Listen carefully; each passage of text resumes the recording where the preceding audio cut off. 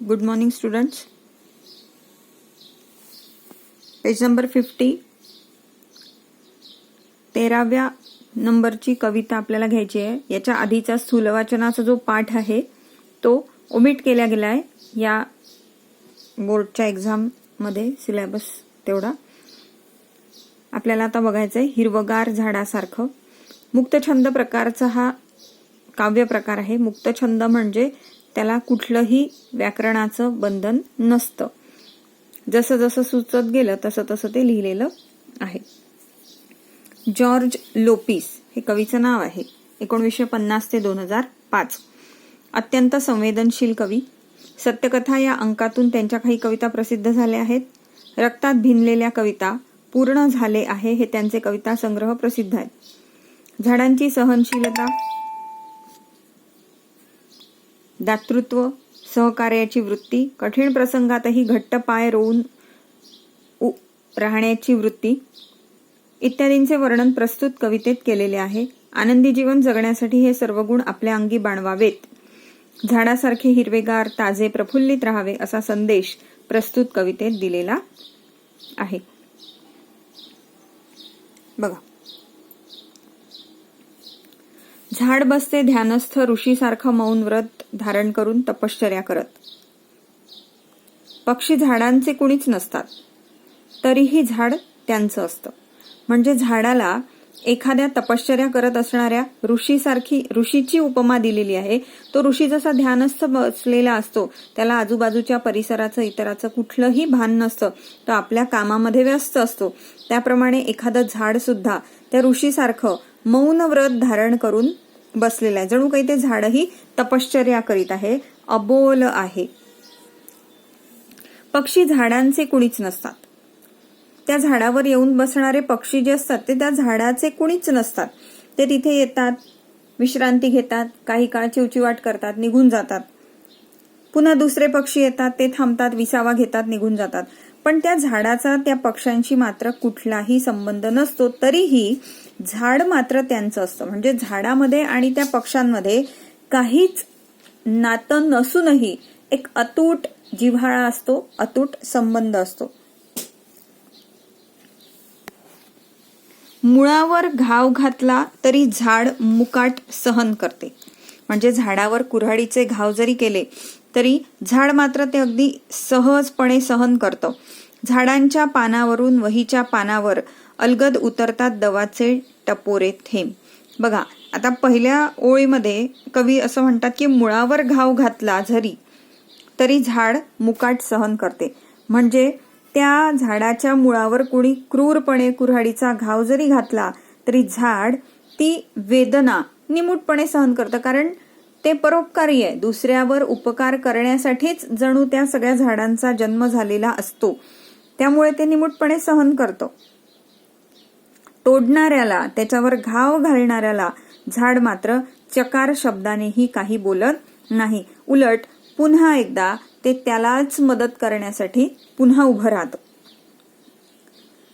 झाडांच्या पानावरून वहीच्या पानावर अलगद उतरतात दवांचे टपोरे थेंब.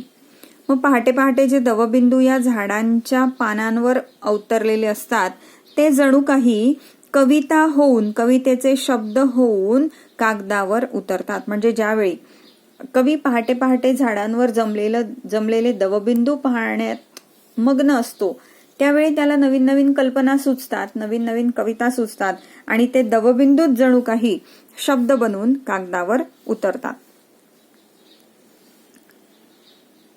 शरीरभर विरघळतो हिरवा रंग, रक्त होते क्षणभर हिरवेगार. शरीरभर विरघळतो हिरवा रंग म्हणजे त्या झाडाकडे जर बघत राहिलं, झाडाकडे टक लावून पाहिलं तर शरीरभर विरघळतो हिरवा रंग. म्हणजे कवी म्हणतात की त्या झाडाकडे जर तुम्ही बघत राहिलात म्हणजे निसर्ग सौंदर्य जर निहाळत राहिलात तर जणू काही तो रंग आपल्यामध्येही मिसळत चाललाय की काय, आपलंही रक्त त्या हिरव्या रंगाप्रमाणेच होऊन राहिलं की काय असं वाटतं. मग आता रक्त हिरवगार होणे म्हणजे रक्ताचा रंग काही खराच हिरवागार होत नाही, तर त्यावेळी आपल्याला मनःशांती मिळत असते. हिरवा रंग हा शांतीचं प्रतीक आहे. त्यामुळे त्या हिरव्यागार झाडाकडे पाहिलं तरी आपल्याला मनशांती मिळते. जसं उदाहरण द्यायचं झालं तर रखरखत्या उन्हामध्ये, भर उन्हाळ्यातल्या रणरणत्या उन्हात जर एखादं हिरवगार दाट सावली देणारं झाड सापडलं तर त्याच्याकडे पाहूनच मनाला शांती मिळते आणि त्याच्या सावलीत उभं राहिल्यानंतर तर काही विचारायलाच नको. त्याप्रमाणे कवी ज्यावेळी झाडाकडे टक लावून पाहतो तेव्हा त्याचे रक्त हिरवे होते, म्हणजे त्याच्या मनाला शांती मिळते, अशी त्या झाडाची विशेषता आहे, त्याची खासियत आहे. आयुष्य होतं नुकत्याच खुडलेल्या फुलासारखं टवटवीत, झाडाचे बाहू सरसावलेले असतात मुसाफिरांना कवेत घेण्यासाठी. खुडलेल्या फुलातून देठाशी पुन्हा अंकुर फुटावा, तसं आपलं जीवन त्या खुडलेल्या फुलासारखं टवटवीत आणि ताजं होतं. म्हणजे त्या झाडाकडे पाहून जगण्याची एक नवी उमेद मिळते. फूल ज्यावेळी झाडावरून पडतं खाली किंवा आपण ते तोडतो तेव्हा त्याच फुलाच्या बाजूला म्हणा किंवा दुसऱ्या फांदीवर म्हणा नवीन कळी कुठेतरी उमलत असते.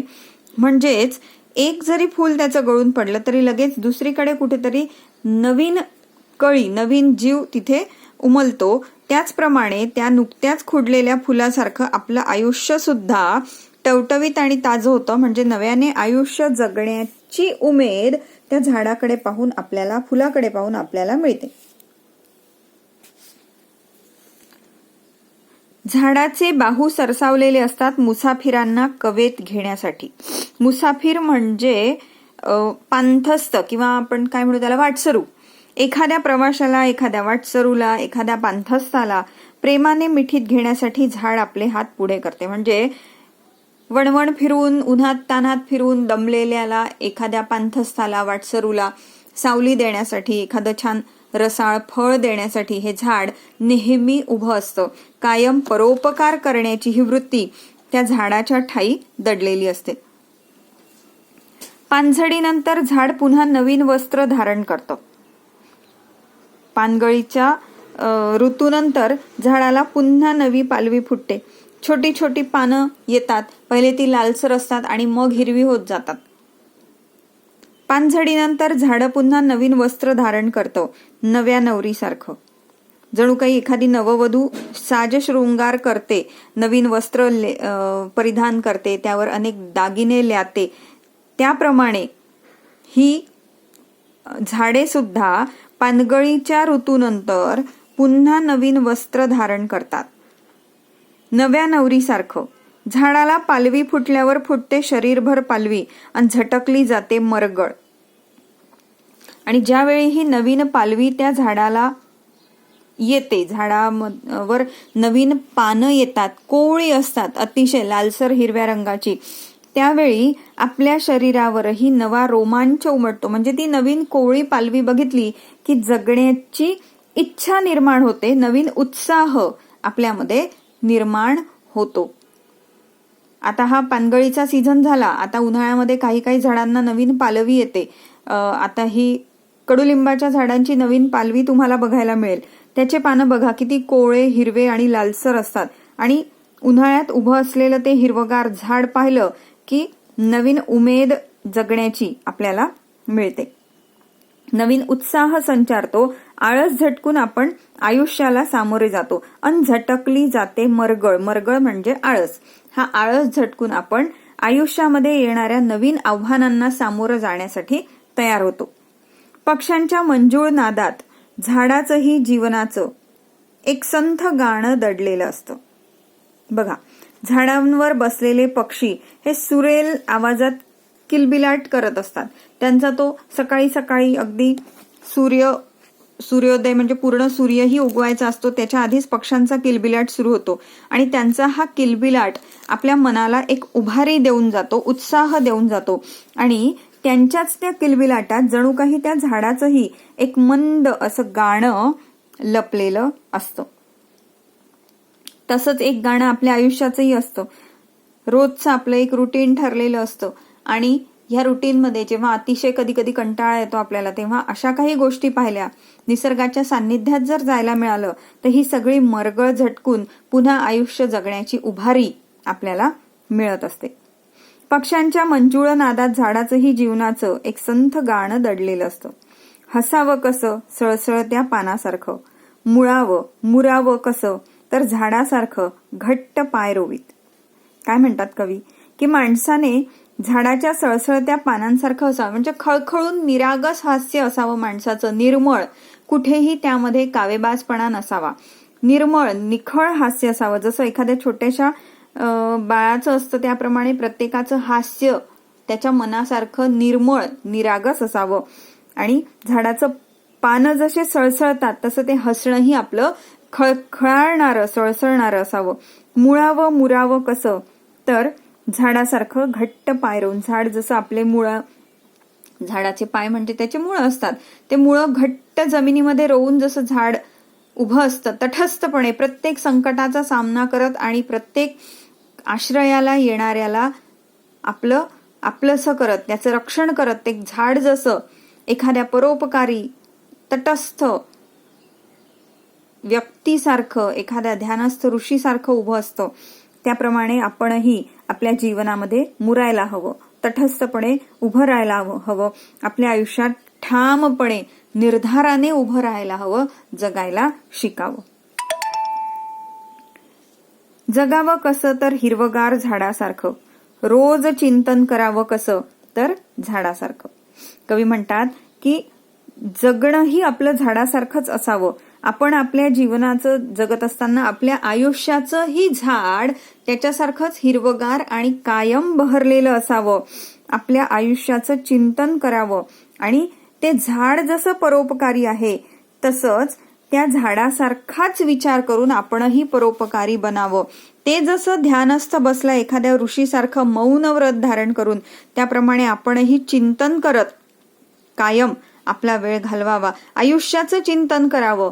आपण आपल्यामध्ये विवेक जागा करावा, सत्सद विवेक बुद्धी जागी करावी आणि चिंतन करावं की कसं आयुष्य आपण जगतो आहोत, त्यात काही सुधारणा करायला हवी आहे का, कुणाचं आपल्याकडून मन दुखावलं गेलं असेल तर त्यात सुधारणा करायला हवी आहे का, त्याची माफी मागायला हवी आहे का. अशा छोट्या छोट्या गोष्टींचं चिंतन जर करत गेलो तर झाडासारखंच आपणही खूप मोठं होऊ शकतो, त्या ध्यानस्थ ऋषीसारखं.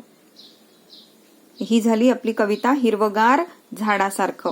मग यामध्ये झाडासारखे, झाडाच्या मध्ये जे जे गुण आहेत ते सगळे आपल्या अंगी यायला हवे, त्याच्यासारखंच प्रफुल्लित राहायला हवं, आनंदी जीवन जगायला हवं.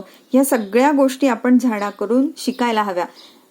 असं म्हणतात की मनुष्य त्याच्या जीवनातला 1/4 भाग ज्ञानाचा, 1/4 ज्ञान हे निसर्गाकडून मिळवत असतो. म्हणजे निसर्गाच्या सान्निध्यात जर राहिलो आपण तर प्राणी पक्षी ह्या सगळ्या गोष्टी ज्या आहेत ह्या सगळ्या गोष्टी आपण शिकत जातो प्राण्यांकडून. त्यांचं रोजचं वागणं कसं आहे, ते झाडांच्या सान्निध्यात जेव्हा राहतात तेव्हा ते कसे असतात, त्यांचा किलबिलाट, त्यांचं आपापसातलं वागणं कसं असतं, जर संकट आलं तर ते एकमेकांना कशा पद्धतीने सूचना देतात, ह्या सगळ्या ज्या गोष्टी असतात ह्या सगळ्या गोष्टी आपल्याला त्या निसर्गाच्या सान्निध्यात मिळत असतात.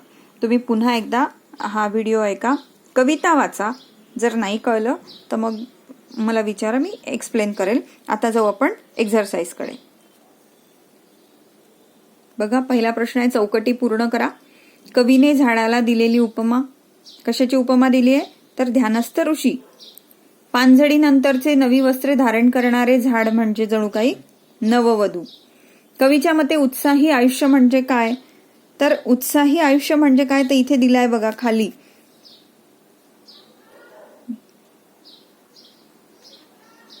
झाडाला पालवी फुटल्यावर फुटते शरीरभर पालवी आणि झटकली जाते मरगळ, पक्ष्यांच्या मंजूळ नादात वगैरे वगैरे, हे जे काही दिलंय ना, तर कवीच्या मते हे टवटवीत फूल किंवा ही नवीन फुटलेली पालवी म्हणजे उत्साही आयुष्य. अलगद उतरणारे थेंब, दवाचे टपोरे थेंब. फुटते शरीरभर पालवी याचा अर्थ, आता याचा अर्थ असा आहे की पालवी फुटणे म्हणजे नवीन उत्साह आपल्यामध्ये संचारणे, म्हणजेच आपल्या मनाला जी मरगळ आलेली असते, जो आळस आलेला असतो, हा आळस झटकल्या जाणे म्हणजे शरीरभर पालवी फुटणे. त्यानंतर बघा, झाडाकडे टक लावून पाहिल्यानंतर घडणाऱ्या गोष्टी. आता कवी ज्यावेळी झाडाकडे टक लावून बघतात त्यावेळी नेमकं काय होतं? पहिले असं म्हटलंय की शरीरभर विरघळतो हिरवा रंग, रक्त होते क्षणभर हिरवेगार, आणि दुसरं म्हणजे नुकत्याच खुडलेल्या फुलाप्रमाणे टवटवीत आयुष्य होतं टवटवीत. म्हणजे हे 3 वाक्य तुम्हाला लिहावे लागतील. शरीरभर विरघळतो हिरवा रंग, रक्त होते क्षणभर हिरवेगार, आयुष्य होतं नुकत्याच खुडलेल्या फुलासारखं टवटवीत. 3 मुद्दे विचारले. एका वाक्यात उत्तरे लिहा. झाडाच्या जीवनाचं गाणं कशात दडलेलं असतं? सोपं आहे. पक्ष्यांच्या मंजूळ नादात झाडाचं गाणं दडलेलं असतं. दुसरा प्रश्न आहे, झाडाच्या मुळावर घाव घातल्यावर त्याची प्रतिक्रिया काय असते? तर त्याची प्रतिक्रिया काहीच नसते. मुळावर घाव घातला तरी झाड मात्र ते मुकाटपणे वेदना सहन करत असते. बघा, चौथा प्रश्न कसा विचारलाय की पानझडीनंतर हे उत्तर येईल असा प्रश्न तयार करा. मग आता पानझडीनंतर हे उत्तर मिळण्यासाठी आपल्याला प्रश्न तयार करावा लागेल की झाड नवीन वस्त्र केव्हा धारण करते? झाड नवीन वस्त्र किंवा नव्या नवरीप्रमाणे नवीन वस्त्र केव्हा धारण करते? तर पानझडी नंतर. खालील ओळींचा तुम्हाला कळलेला अर्थ लिहा. हसावं कसं सळसळत्या पानासारखं, जगावं कसं तर हिरव्या झाडासारखं. 2 ओळी वेगवेगळ्या विचारल्या आहेत. जो अर्थ तुम्हाला कळला असेल तो अर्थ तुम्हाला त्या ठिकाणी लिहायचा आहे. आता तुम्हाला खरंच जर अर्थ समजला असेल तर तुम्हाला तो अगदी व्यवस्थितपणाने लिहिता येईल.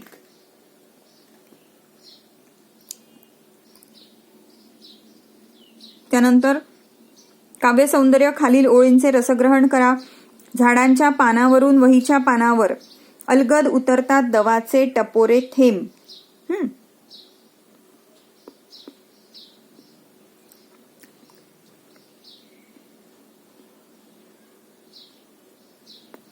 आता हे कसं लिहायचं तुम्हाला माहितीये. पहिल्यांदा तुम्हाला आशय सौंदर्य लिहायचंय की त्यांनी त्या कवितेमध्ये नेमकं काय दिलंय.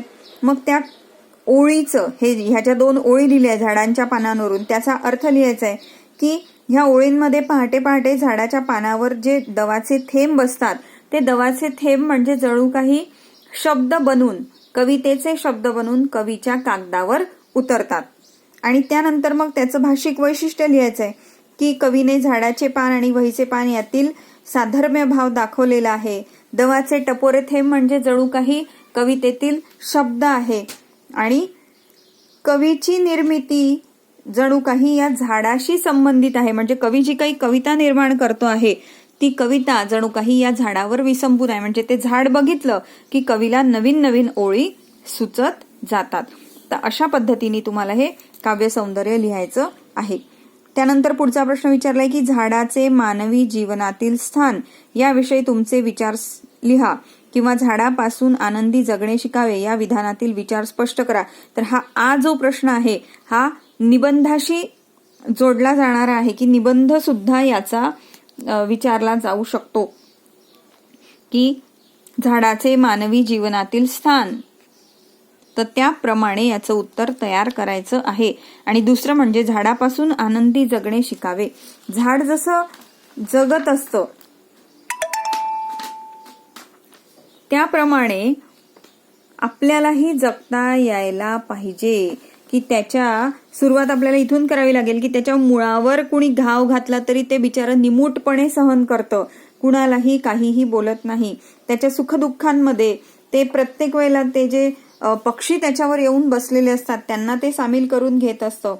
सगळ्या ऋतूंमध्ये ते कायम टवटवीत आणि उत्साहातच दिसतं. त्याप्रमाणे त्या झाडाप्रमाणेच आपलं आयुष्यही असावं की कितीही प्रतिकूल अनुकूल परिस्थिती आली तरी त्या झाडासारखंच कायम टवटवीत, कायम हसत, आनंदी आपल्याला राहता आलं पाहिजे. हे जेवढं सांगणं सोपं आहे तेवढं प्रत्यक्षात उतरवणं मात्र अतिशय कठीण आहे. ठीक आहे, तर इथपर्यंत आपली ही हिरवगार झाडासारखं कविता आहे. ही वाचा, क्वेश्चन आन्सर्स याचे तयार करा आणि मग आपण नेक्स्ट व्हिडिओमध्ये पुढची कविता बघू.